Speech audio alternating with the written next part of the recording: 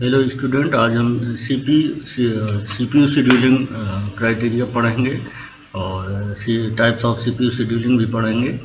तो स्टार्ट करते हैं सीपीयू शेड्यूलिंग से। CPU scheduling, different CPU scheduling algorithms have different properties and the choice of a particular algorithm depends on the various factors. Many criteria have been suggested for comparing CPU scheduling algorithms. Criteria that are used include the following. मतलब क्या है कि अभी आप लोग आगे पढ़ेंगे various scheduling algorithms. Various scheduling algorithms का मतलब ये है कि कई सारे सीपीयू शेड्यूलिंग एल्गोरिथम्स हैं और उनकी अलग अलग प्रॉपर्टीज हैं। तो कैसे डिसाइड करेंगे कि कौन सी एल्गोरिथम बेस्ट है, कौन सी वर्स्ट है? तो इसके लिए क्राइटेरिया है, कुछ क्राइटेरिया जो सजेस्ट किए गए हैं, जो कि हम सीपीयू शेड्यूलिंग एल्गोरिथम्स को कंपेयर कर सकते हैं। वो क्राइटेरिया हैं, ये हैं। फर्स्ट है सीपीयू यूटिलाइजेशन, थ्रूपुट, नेक्स्ट है टर्न अराउंड टाइम, नेक्स्ट है वेटिंग टाइम, नेक्स्ट है रिस्पॉन्स टाइम। तो सीपीयू यूटिलाइजेशन क्या है? देखें इसमें से, the main objective of any CPU scheduling algorithm is to keep the CPU as busy as possible. मतलब ये है कि सीपीयू शेड्यूलिंग एल्गोरिथम्स का मेन ऑब्जेक्टिव क्या है कि सीपीयू को ज़्यादा से ज़्यादा हम बिजी रख सकें। ठीक है, कितना बिजी रख पाते हैं या कितना ज़्यादा से ज़्यादा हम बिजी रख सकते हैं। थ्योरेटिकली सीपीयू, जाहिर है कि सीपीयू बिजी रखने का क्या मतलब हुआ कि सीपीयू बिजी रखने का मतलब ये हुआ कि अगर सीपीयू आइडल है, इसका मतलब कोई कंप्यूटर में कोई भी आप टास्क परफॉर्म नहीं कर पा रहे हैं, या ज़्यादा से ज़्यादा आइडल रहेगा तब भी आप ज़्यादा से ज़्यादा कंप्यूटर से आउटपुट नहीं प्राप्त कर पाएंगे। ठीक है, तो इसका मतलब क्या है कि ज़्यादा से ज़्यादा हम कंप्यूटर को यूटिलाइज कर सकें, कंप्यूटर का यूज कर सकें, उसके लिए हमें कुछ क्या करना होगा, सीपीयू को ज़्यादा से ज़्यादा बिजी रखना होगा। तो बिजी रखने का के कई सारे तरीके हैं। उसके लिए ये आपको ध्यान देना है। जैसे अभी तक आप लोगों ने पढ़ा है कैसे बिजी रख, कुछ तो जैसे मल्टी प्रोग्रामिंग है, टाइम शेयरिंग है, ये सारा का सारा आप लोग पढ़ चुके हैं। तो मेन क्राइटेरिया क्या है? मेन ऑब्जेक्टिव सीपीयू यूटिलाइजेशन का ये है, the main objective of any CPU scheduling algorithm is to keep the CPU as busy as possible. ठीक है, तो चूंकि आपने टाइम शेयरिंग पढ़ा है, मल्टी प्रोग्रामिंग पढ़ा तो है, ये वेरियस कॉन्सेप्ट्स पढ़े हैं, लेकिन इन कॉन्सेप्ट्स के थ्रू हम कंप्यूटर को ज़्यादा से ज़्यादा यूटिलाइज कर सकते हैं। लेकिन यूटिलाइज करने का भी कई तरीके हैं। तो उसके अंदर जो है कि एल्गोरिथम है, उनको बोलते हैं सीपीयू शेड्यूलिंग एल्गोरिथम्स। ठीक है, तो सीपीयू शेड्यूलिंग एल्गोरिथम्स आप लोग पढ़ेंगे। तो इसमें पहले देख लेते हैं क्राइटेरिया फर्स्ट यही था, सीपीयू को कितना ज़्यादा से ज़्यादा हम यूटिलाइज कर सकें। थ्योरेटिकली सीपीयू यूटिलाइजेशन में very from 0 to 100%। Theoretically CPU क्या है, वेरी कर सकता है 0 to 100%, but in a real system it varies from 40%। 40% मतलब for a lightly loaded system. ठीक है, लाइटली लोडेड सिस्टम। ठीक है, और 90% for a heavily used systems या heavily loaded system.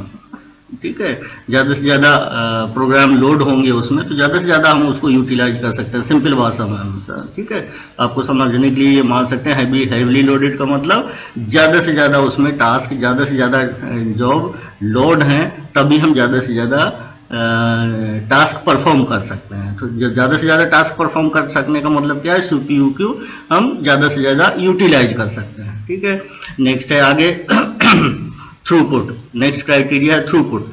If the CPU is busy then work is being done. ठीक है, जैसे आपने अभी कहा कि सीपीयू को हम ज़्यादा से ज़्यादा यूटिलाइज कर सके, इसका मतलब क्या है, सीपीयू बिजी है। अगर सीपीयू बिजी है, इसका मतलब कोई ना कोई वर्क परफॉर्म हो रहा है, कोई ना कोई वर्क हो रहा है या किया जा रहा है। मेजर ऑफ द वर्क किया जा रहा है, इसका मतलब उसका भी मेजर करने का एक तरीका होगा।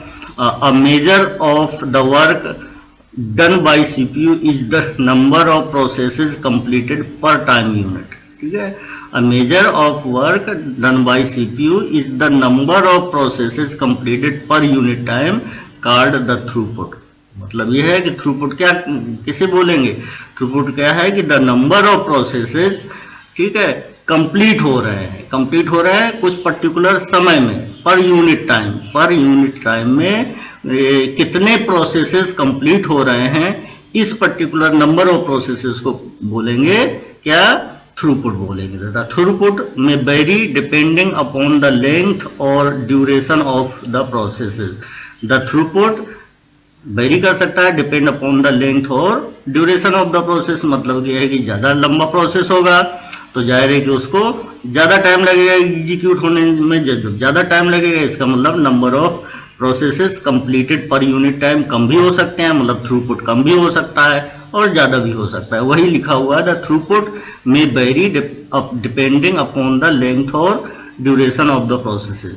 For long processes this may be 1 process per hour, for short transactions it might be 10 processes per second, ठीक है, इसीलिए यहाँ पर लिखा था कि 10 प्रोसेस पर सेकेंड। इसका मतलब क्या है, for short transaction, short computations के लिए क्या है कि कम समय में ज्यादा से ज्यादा प्रोसेस एग्जीक्यूट हो सकते हैं, जैसे लिखा 10 प्रोसेसेस पर सेकेंड, 1 सेकेंड में 10 प्रोसेसेस का ट्रांजेक्शन कंप्लीट हो रहा है। इसका मतलब क्या है, इसका मतलब यह है कि थ्रूपुट क्या हो गया, अब 10 हो गया।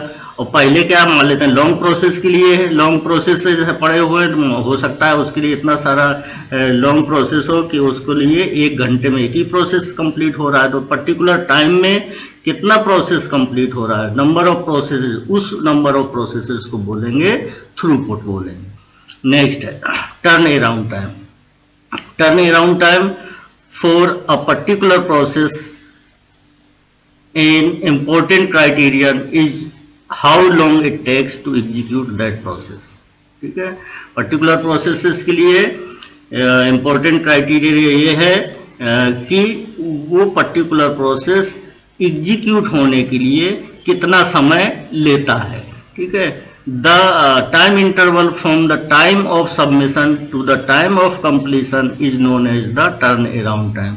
मतलब ये है कि किसी भी पर्टिकुलर प्रोसेस को जब सबमिट किया गया और उसका एग्जीक्यूशन कंप्लीट हो गया, उस बीच के दौरान, उस बीच के टाइम पीरियड को क्या बोलेंगे, turnaround time for that particular process, ठीक है। वही लिखा था time interval from the time of submission to the time of completion is known as the turnaround time. किसी भी प्रोसेस को जब हम सबमिट करते हैं और सबमिट करने के बाद उसका एग्जीक्यूशन होगा, एग्जीक्यूशन होने के बाद उसका एग्जीक्यूशन कंप्लीट होगा, तो इस बीच के दौरान या इस बीच के पीरियड को हम क्या बोलेंगे, उस पर्टिकुलर प्रोसेस का टर्न अराउंड टाइम बोलेंगे। The turnaround time is the sum of the periods spend waiting to get into memory, waiting in the ready queue, executing on the CPU and doing IO. मतलब क्या है, एक line में तो आपने कह दिया कि प्रोसेस को सबमिट किया, सबमिट होने के बाद उसको उसका एग्जीक्यूशन कंप्लीट होने के बीच जितना भी टाइम लगा उसको टर्न अराउंड टाइम कहते हैं। लेकिन सबमिशन के बाद उसके पास कई सारी एक्टिविटीज है, कौन कौन सी, जैसे ही आपने सबमिट किया तो कहां पर पड़ा है, सीधे डिस्क में होगा। अब उस डिस्क से उस प्रोसेस को मेन मेमोरी में आने में कितना टाइम लगा, ठीक है। मेन मेमोरी में आने के बाद फिर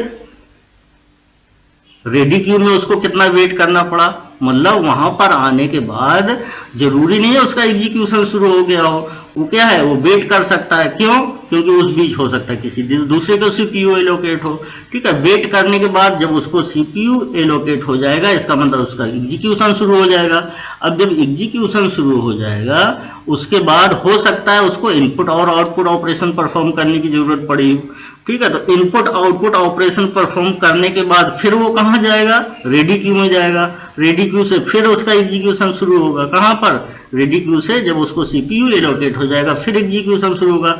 उसके बाद उसका मान लेते हैं आप कोई ऑपरेशन परफॉर्म करना नहीं रहेगा, इनपुट आउटपुट ऑपरेशन, तो उसका एग्जीक्यूशन कंप्लीट हो जाएगा। इसका मतलब इतना सारा टाइम, ठीक है। कहां, जब से वो कहां पर आया, मेमोरी में, मेमोरी मतलब उसको मेमोरी में आने के लिए वेट करना पड़ा, मेमोरी में आने के लिए वेट करना पड़ा, प्लस मेमोरी में आने के बाद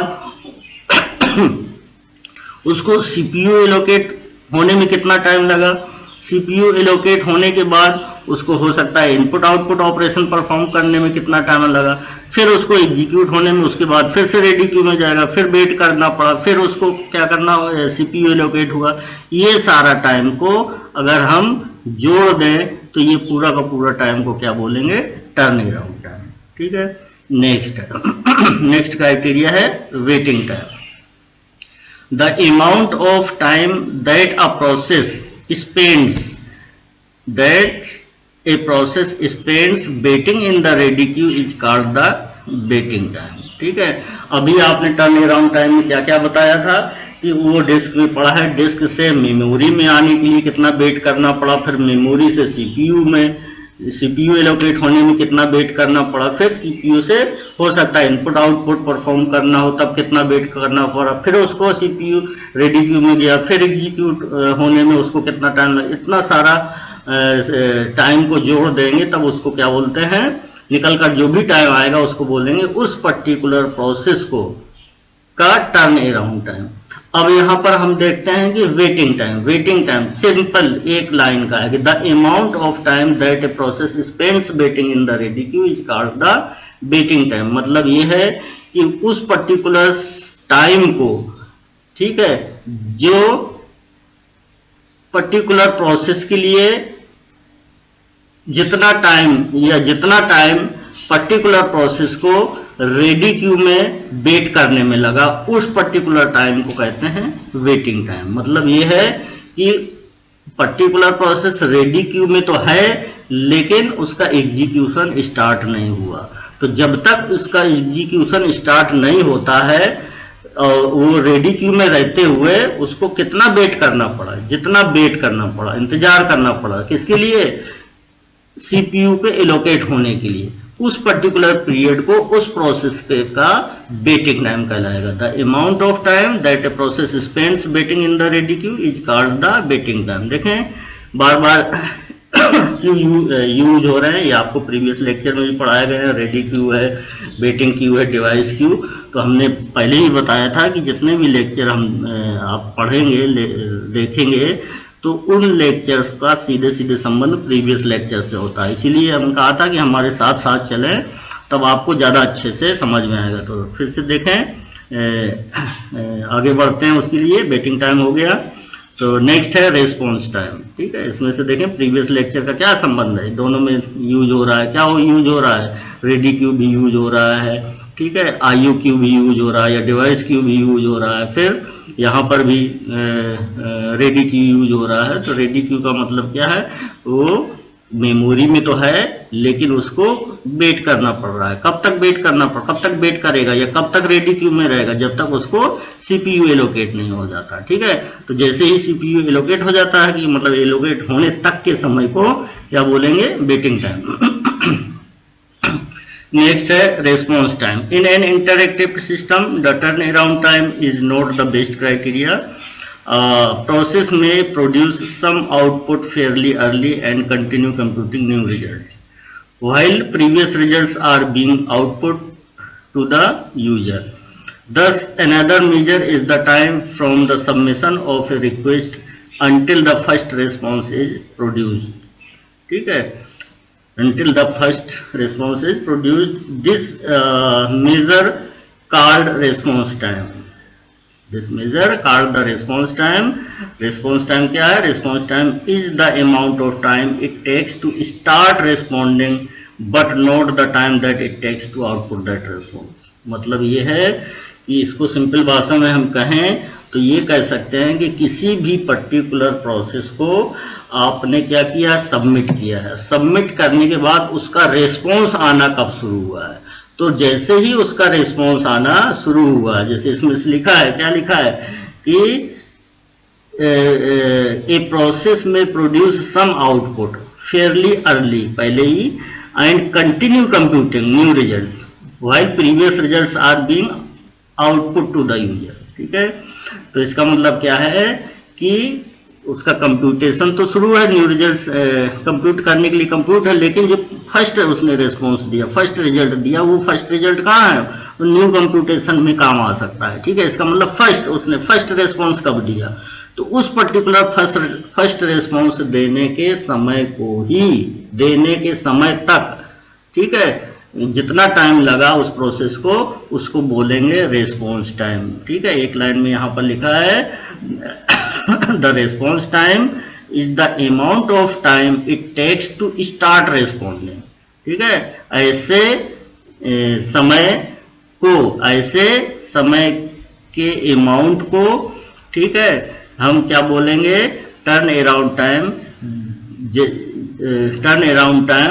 जैसे ही उसको क्या है वो रेस्पॉन्ड करना शुरू कर दे। ठीक है, but not the time that it takes to output that response. ठीक है, तो इसका सिंपल आप ये कह सकते हैं कि कोई भी प्रोसेस को हमने सबमिट किया है, सबमिट करने के बाद उसका फर्स्ट रेस्पॉन्स हमें कब मिला, फर्स्ट रेस्पॉन्स, या उसने रेस्पॉन्स देना कब शुरू किया। ठीक है, और रेस्पॉन्स देना कब शुरू किया जरूरी नहीं उसका एग्जीक्यूशन कंप्लीट हो जाए, उसने रेस्पॉन्स देना कब शुरू किया, उस पर्टिकुलर टाइम को जब शुरू किया, उस पर्टिकुलर टाइम पीरियड को क्या बोलेंगे, रेस्पॉन्स टाइम। ठीक है, नेक्स्ट आगे बढ़ते हैं, types of CPU scheduling. Types of CPU scheduling, अब चलते हैं सीपीयू शेड्यूलिंग एल्गोरिथम्स के पहले ये है कि हम टाइप्स ऑफ सीपीयू शेड्यूलिंग देख लेते हैं एल्गोरिथम्स पढ़ने के पहले, क्योंकि उसमें से ये वर्ड यूज होने हैं, इसलिए आपको विशेष ध्यान देना है, इनको विशेष ध्यान देना, ये समझ में आएगा तभी आप को सीपीयू शेड्यूलिंग एल्गोरिथम्स समझ में आएंगे। तो टाइप्स ऑफ सीपीयू शेड्यूलिंग देखें, CPU scheduling decisions may take place under the following 4 circumstances। First है when a process switches from, ये देखें फर्स्ट, सेकेंड, थर्ड, फोर्थ, ये पॉइंट बहुत इंपॉर्टेंट है, इनको आपको विशेष तौर से ध्यान देना है, क्योंकि अगर हम कहते हैं फर्स्ट और फोर्थ, सेकेंड और थर्ड, तो इसको आपको देखना है कि फर्स्ट में क्या लिखा है। ठीक है, या फर्स्ट में जो लिखा है उसकी मीनिंग समझना जरूरी है। जैसे when a process switches from, first क्या है, when a process switches from the running state to the waiting state. हमने फिर कहा कि देखो ये भी प्रीवियस लेक्चर से ही संबंधित है, क्या है कि जब प्रोसेस स्विच करता है, प्रोसेस माइग्रेट करता है, कब करता है, अपने लाइफ टाइम में, कहाँ से, एक स्टेट से दूसरे स्टेट, दूसरे स्टेट से तीसरे स्टेट, ये आप लोग पढ़ चुके हैं। तो बेसिक स्टेट्स कौन कौन से थे, ready state, running state, waiting state, और फिर टर्मिनेटिंग स्टेट। ठीक है, मतलब उसका एग्जीक्यूशन कंप्लीट हो जाता है। ये सारा का सारा आप लोग पढ़ चुके हैं, तो फिर इसमें से ये समझ में आ जाना चाहिए, इसमें कोई दिक्कत नहीं आना चाहिए। When a process switches from the running state to the waiting state, running state to the waiting state, ये कब कंडीशन आएगी, ठीक है, ये कंडीशन कब आएगी, उसमें से एक ब्रैकेट में लिख दिया है। देखें, आपके समझने के लिए पहले भी बताया जा चुका है, ब्रैकेट में भी लिखा है, for IO request or invocation of wait for the termination of one of the child process। ठीक है, देखें रनिंग स्टेट से वेटिंग स्टेट में कब जाता है, जब उसको इनपुट और आउटपुट ऑपरेशन परफॉर्म करना होता है। सिंपल भाषा में हम कहें कि आपको क्या है, रनिंग कोई भी प्रोसेस एग्जीक्यूट हो रहा है, उस दौरान वो वेटिंग स्टेट में जा सकता है। क्यों जा सकता है, क्योंकि उसको मान लेते हैं आईओ ऑपरेशन परफॉर्म करना है। तो जब आईओ ऑपरेशन परफॉर्म करना है, इसका मतलब उसने आईओ रिक्वेस्ट दी, और रिक्वेस्ट देने के बाद वो वेट करेगा जब तक उसका आईओ ऑपरेशन परफॉर्म नहीं हो जाता। ठीक है, तो इसका मतलब वो कहाँ चला गया, वेटिंग स्टेट में चला गया। फिर वेटिंग स्टेट से जैसे ही आईओ ऑपरेशन कंप्लीट हो गया, तो फिर कहाँ चला जाएगा, रेडी स्टेट में चला जाएगा। ठीक है, तो ये आप लोग पढ़ चुके हैं। तो देखें, CPU scheduling decisions may take place under the following 4 circumstances। CPU scheduling decision first मतलब इस पर्टिकुलर सर्कमस्टांस के अंदर CPU को स्विच किया जा सकता है। कौन करेगा, ये शेड्यूलिंग एल्गोरिथम्स के थ्रू कौन करता है, ऑपरेटिंग सिस्टम। तो when a process switches from running state to waiting state, first criteria, first क्या है कि जब भी वो रनिंग स्टेट से वेटिंग स्टेट में जाएगा। फिर नेक्स्ट है when a process switches from running state to ready state. देखें ये बड़ी वेरी इंपॉर्टेंट है, running state to ready state. Running से वेटिंग में गया। दूसरा कंडीशंस क्या हो सकती है कि रनिंग स्टेट से रेडी स्टेट में जा सकता है। इसका एग्जाम्पल क्या है, जाहिर है कि for example when an interrupt occurs, या इंटरप्ट सॉफ्टवेयर इंटरप्ट या हार्डवेयर इंटरप्ट अकर हो, जब भी आता है इंटरप्ट की रिक्वेस्ट आती है तो क्या है, रनिंग प्रोसेस जो है वो हाल्ट हो जाता है। हाल्ट हो जाता है मतलब हाल्ट होने के बाद वो कहाँ जाएगा, रेडी स्टेट में चला जाएगा। और वो पर्टिकुलर इंटरप्ट की सर्विस जब कंप्लीट हो जाएगी तब फिर उसका एग्जीक्यूशन, पर्टिकुलर प्रोसेस जो रेडी स्टेट में गया था फिर उसका एग्जीक्यूशन शुरू हो सकता है। तो इसका एग्जाम्पल सिंपल, और हम कहें कि मान लेते हैं कि जो रनिंग प्रोसेस की प्रायोरिटी क्या है, लो है, और जो नेक्स्ट रिक्वेस्ट आई है उसकी प्रायोरिटी हाई है। तो हाईएस्ट प्रायोरिटी वाला प्रोसेस पहले एग्जीक्यूट होगा और रनिंग प्रोसेस वाला जो रन कर रहा है लोअर प्रायोरिटी वाला प्रोसेस, उसका एग्जीक्यूशन, ठीक है,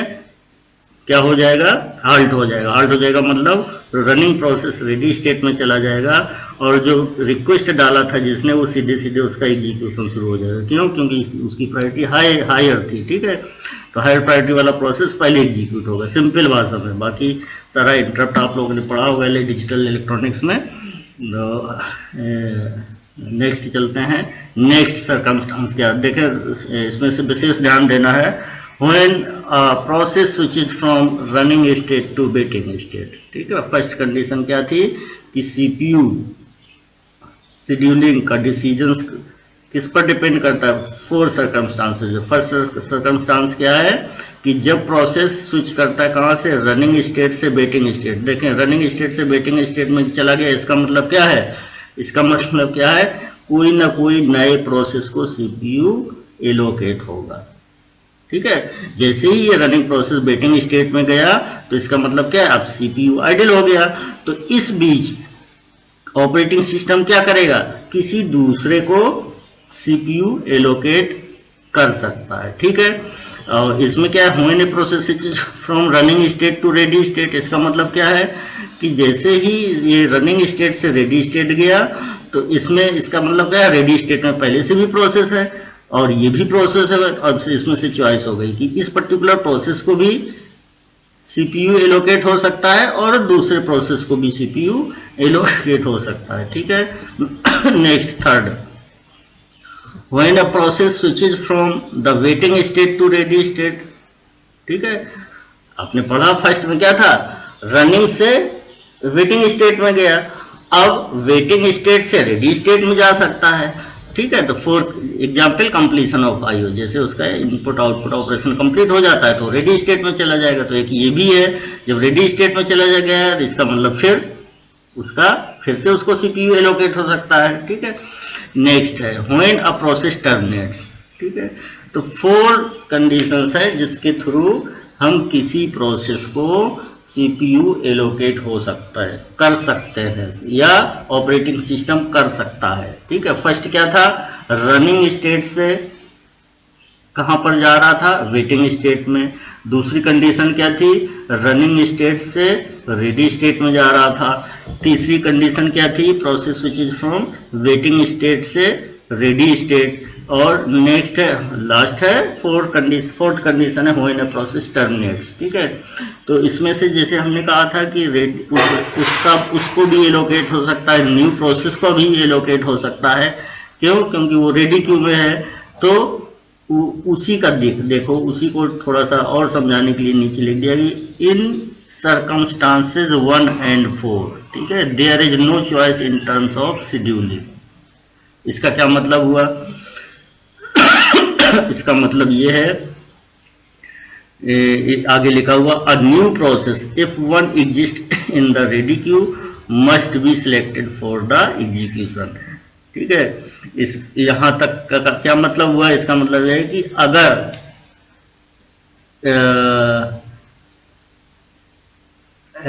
शेड्यूलिंग डिसीजन लिया गया है अंडर 2 सर्कमस्टांसेस, टू सर्कमस्टांसेस कौन से हो गया, 1 and 4। तो फर्स्ट कंडीशन क्या थी कि when a process switches from running state to waiting state, वो running state to waiting state, इसका मतलब रन एग्जीक्यूट हो रहा था, एग्जीक्यूट होने के बाद वो वेटिंग स्टेट में चला गया, ठीक है। तो उस जैसे ही वेटिंग स्टेट में जाएगा तो वो कहाँ है, मतलब वेटिंग स्टेट में जाने के बाद सीपीयू आइडल हो जाएगा। इसका मतलब क्या है, अब ठीक है कोई ना कोई नया प्रोसेस को ही सीपीयू एलोकेट होगा, क्योंकि करेंटली रनिंग प्रोसेस था वो कहां पर चला गया, वेटिंग स्टेट में चला गया। तो अब न किसी नए प्रोसेस को ही सीपीयू एलोकेट होगा। वही लिखा है कि अगर if one exist in the ready Q, ठीक है, नया प्रोसेस अगर रेडी क्यू में एग्जिस्ट कर रहा है तो उसी को ही, या एक से ज्यादा है तो इसका मतलब एक से ज्यादा है तो कोई ना कोई नए प्रोसेस को ही सीपीयू एलोकेट होगा। तो a new process must be selected for execution, ठीक है। तो there is a choice however in circumstances second and third. Second में क्या था, सेकंड में क्या था, when a process switches from running state to ready state, ठीक है। तो रनिंग स्टेट से रेडी, ये कौन सी कंडीशन आ सकती है, व्हेन एन इंटरप्ट अकर्स, ठीक है। तो ये रेडी रनिंग स्टेट से रेडी स्टेट, इसका मतलब क्या है कि सीपीयू प्रोसेस को सीपीयू एलोकेट करने का काम कौन करता है, ठीक है, सिलेक्शन शॉर्ट टर्म शेड्यूलर, ये सीपीयू शेड्यूलर। तो इसका मतलब सीपीयू शेड्यूलर के पास चॉइस है कहां से सिलेक्ट करता है, रेडी क्यू से। तो यहां पर लिखा हुआ कि when a process switches, second condition में लिखा हुआ है when a process switches from running state to ready state. तो इसका मतलब जो रन कर रहा था प्रोसेस वो भी रेडी स्टेट में चला गया।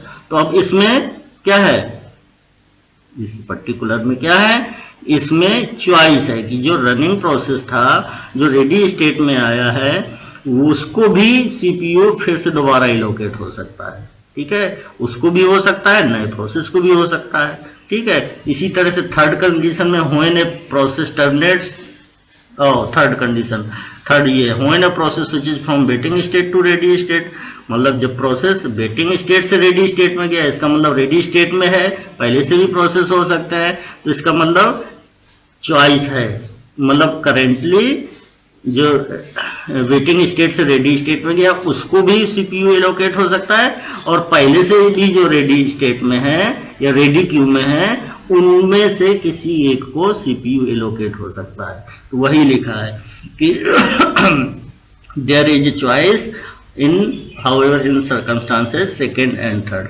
मतलब फर्स्ट एंड फोर्थ में कोई चॉइस नहीं है। कोई चॉइस का मतलब क्या है कि इसमें फर्स्ट एंड फोर्थ में नए प्रोसेस को, किसी न किसी दूसरे प्रोसेस को सीपीयू एलोकेट होना ही होना है। लेकिन सेकेंड और थर्ड में क्या है, सेकेंड और थर्ड में जो करेंटली प्रोसेस था जो रेडी स्टेट में गया है उसको भी सीपीयू एलोकेट, जरूरी नहीं कि नए को ही, उसी को भी सीपीयू फिर से उसको सीपीयू एलोकेट हो सकता है, ठीक है। तो ये इसमें क्या है, इसमें चॉइस है, ठीक है, और उसमें कोई चॉइस नहीं थी। कोई चॉइस नहीं का मतलब उस करेंटली रनिंग प्रोसेस को तो सीपीयू एलोकेट होना ही नहीं है उस समय। हाँ, उस समय किसका होना है, कोई ना कोई नए प्रोसेस को ही होना है, ठीक है। तो अब आगे बढ़ते हैं, इतना अगर समझ में आ गया होगा तो ये अब आसान है समझने में। क्या है, when scheduling takes place only under circumstances 1 and 4, ठीक है। हमने क्या कहा था कि in circumstances 1 and 4 there is no choice in terms of scheduling, इसका मतलब नए प्रोसेस को सीपीयू एलोकेट होना ही होना है। अगर scheduling takes place under circumstances 1 and 4 we say that the scheduling scheme is non-preemptive। अगर फर्स्ट एंड फोर्थ कंडीशन ये सर्कमस्टांसेस के अंदर शेड्यूलिंग डिसीजन लिया गया है उस पर्टिकुलर शेड्यूलिंग स्कीम को क्या बोलेंगे, नॉन प्रीएम्प्टिव शेड्यूलिंग स्कीम, ठीक है। Otherwise the scheme scheduling scheme is pre-emptive. इसका मतलब क्या है कि when scheduling takes place under circumstances second and third, then we can say that the scheduling scheme is preemptive scheduling, ठीक है। तो ये समझ में आ गया। ये इसलिए ये 4 कंडीशन, फोर्थ जो दिया था 1 2 3 4, इसको विशेष ध्यान देना है, क्योंकि इन्हीं के आधार पर आप डिफरेंशिएट कर सकते हैं कि ये प्रीएम्प्टिव शेड्यूलिंग है या नॉन प्रीएम्प्टिव शेड्यूलिंग है। उसको फिर से डिटेल में दिखाया गया है आप लोगों के लिए। वही जो अभी समझाया गया है वही इसमें फिर से अलग लिख दिया गया है, क्योंकि आपको कोई कंफ्यूजन ना रहे। देखें, non preemptive scheduling, under non preemptive scheduling once the CPU has been allocated to a process, ठीक है, the process keeps the CPU until it releases the CPU either by terminating or switching to the waiting state।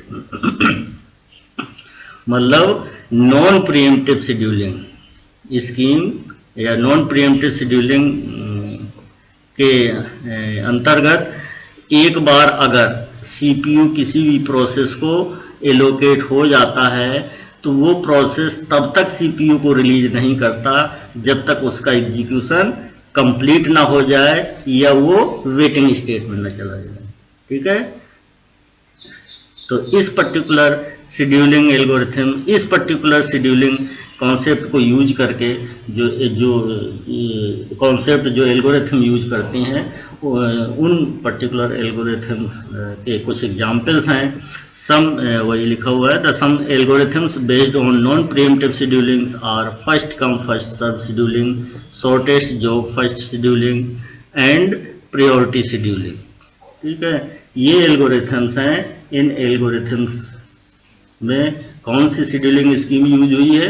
Non preemptive scheduling. या आपसे पूछा जाता है कि इनमें से कौन सी, जैसे कई सारे क्वेश्चन दिए जा सकते हैं कि इनमें से कौन सी एल्गोरिथम नॉन प्रीएम्प्टिव है, कौन सी प्रीएम्प्टिव है। तो आप नॉन प्रीएम्प्टिव और प्रीएम्प्टिव की मीनिंग अगर आपको मालूम होगी तो आसानी से बता सकते हैं। अगर आपने वो पर्टिकुलर एल्गोरिथम पढ़ी होगी, वो एल्गोरिथम से पता चल जाएगा कि उसमें कौन सी स्कीम यूज हुई है, नॉन प्रीएम्प्टिव हुई है या प्रीएम्प्टिव हुई है।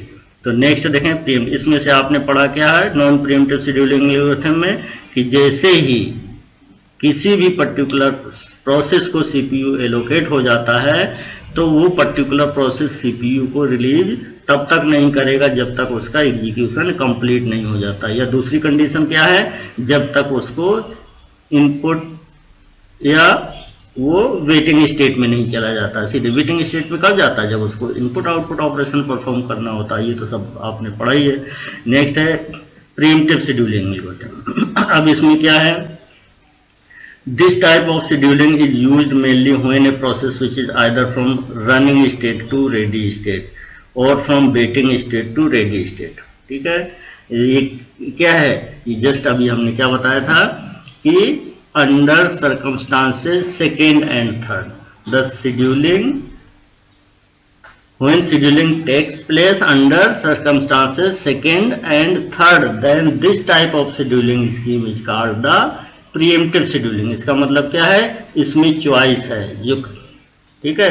इसमें क्या, सिंपल भाषा में देखें, वही जो ऊपर बताया गया यही लिखा है कि when a process switches either from running state to ready state और from waiting state to ready state. तो ये सेकेंड और थर्ड दोनों कंडीशन यहाँ पर फिर से एक्सप्लेन कर दी गई है।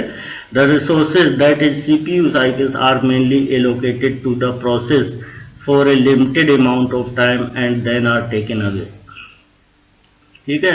कुछ समय के लिए मान लेते हैं सीपीयू एलोकेट हुआ और उसके कुछ समय के बाद उसको हटा लिया गया, ठीक है। उस हटाने के बाद फिर किसी दूसरे प्रोसेस को हम सीपीयू एलोकेट कर सकते हैं और कुछ समय बाद फिर उसी प्रोसेस को जिसको हटा लिया गया उसका फिर से एग्जीक्यूशन शुरू हो सकता है। एग्जीक्यूशन शुरू होने का मतलब फिर उसको सीपीयू एलोकेट हो सकता है। तो इसमें से देखें क्या लिखा है, वही the resources are mainly allocated to the process for a limited amount of time and then are taken away and after that या आफ्टर सम टाइम या after particular time the process is again placed back in the ready queue in the case if that process still has a CPU burst time remaining. That process stays in the ready queue until it gets the next chance to execute, ठीक है। इसको ध्यान से देखें, तो इसको इस simple भाषा में अगर आपको नहीं समझ में आया तो इसका मतलब ये है कि प्रीएम्प्टिव शेड्यूलिंग ऐसी शेड्यूलिंग स्कीम है जिसके थ्रू क्या है, जो करेंटली रनिंग प्रोसेस है वो सीपीयू को रिलीज कर सकता है। ठीक है, देखें इसको फिर से देखें, यहाँ पर देखें नॉन प्रीएम्प्टिव समझने के पहले नॉन प्रीएम्प्टिव समझने की जरूरत है। इसमें क्या है, ये कह रहा है नॉन प्रीएम्प्टिव, ये आसान है समझने में कि अगर किसी भी प्रोसेस को सीपीयू एलोकेट हो जाता है तो वो तब तक रिलीज नहीं करेगा जब तक उसका एग्जीक्यूशन कंप्लीट नहीं हो जाता या वो वेटिंग स्टेट में नहीं चला जाता। तो इसी के जस्ट उल्टा क्या कह सकते हैं हम कि कोई भी प्रोसेस को अगर सीपीयू एलोकेट हो जाता है तो वो सीपीयू को पहले भी रिलीज कर सकता है, जरूरी नहीं है उसका एग्जीक्यूशन कंप्लीट हो। ठीक है, और इसका मतलब पहले ही, क्यों पहले का मतलब, कोई मान लेते हैं एग्जाम्पल के लिए हायर प्रायोरिटी वाला प्रोसेस आया तो हायर प्रायोरिटी वाले प्रोसेस को सीपीयू एलोकेट हो जाएगा और जो करेंटली रनिंग प्रोसेस है ये प्रीएम्प्ट होगा। ठीक है, इसका मतलब क्या है कि ये प्रीएम्प्टिव शेड्यूलिंग, इस पर्टिकुलर शेड्यूलिंग एल्गोरिथम में क्या कहते हैं कि अगर किसी भी प्रोसेस को सीपीयू एलोकेट हो गया तो जरूरी नहीं है कि वो प्रोसेस का एग्जीक्यूशन कंप्लीट हो, कंप्लीट होने के पहले भी वो सीपीयू को रिलीज कर सकता है। तो ऐसी शेड्यूलिंग को क्या बोलेंगे, प्रीएम्प्टिव शेड्यूलिंग। और अगर उस पर्टिकुलर प्रोसेस को सीपीयू एलोकेट हो गया और वो प्रोसेस तब तक सीपीयू रिलीज नहीं करेगा जब तक उसका एग्जीक्यूशन कंप्लीट नहीं हो जाता, ठीक है, या वो वेटिंग स्टेट में नहीं चला जाता, तब इस तरह के शेड्यूलिंग एल्गोरिथम को, इस तरह के शेड्यूलिंग को क्या बोलेंगे, नॉन प्रीएम्प्टिव। प्रीएम्प्टिव, ये दोनों समझ में आ गया। तो नॉन प्रीएम्प्टिव शेड्यूलिंग एल्गोरिथम्स के एग्जांपल जैसे एफसीएफएस है, एसजीएफ है, शॉर्टेस्ट जॉब फर्स्ट है, एंड प्रायोरिटी शेड्यूलिंग एल्गोरिथम्स है। उसी तरह से कुछ एल्गोरिथम्स हैं जो कि सिर्फ प्रीएम्प्टिव शेड्यूलिंग एल्गोरिथम्स हैं। इसमें से देखें, some algorithms that are based on preemptive scheduling are round robin scheduling algorithm, shortest remaining time scheduling algorithm and priority scheduling algorithm. ठीक है, तो ये हो गया आपको, तो ये विशेष जरूरी था। अब चूंकि डिफरेंट टाइप्स ऑफ एल्गोरिथम्स पढ़ने हैं, कौन कौन से, first come first served, shortest job first, shortest remaining time first, priority scheduling और राउंड रोबिन शेड्यूलिंग एल्गोरिथम, इनको आपको डिटेल में अगले लेक्चर में बताया जाएगा। उसके पहले ये विशेष तौर से फिर से समझना है, तभी आपको वो एल्गोरिथम समझ में आएंगे। तब तक के लिए धन्यवाद।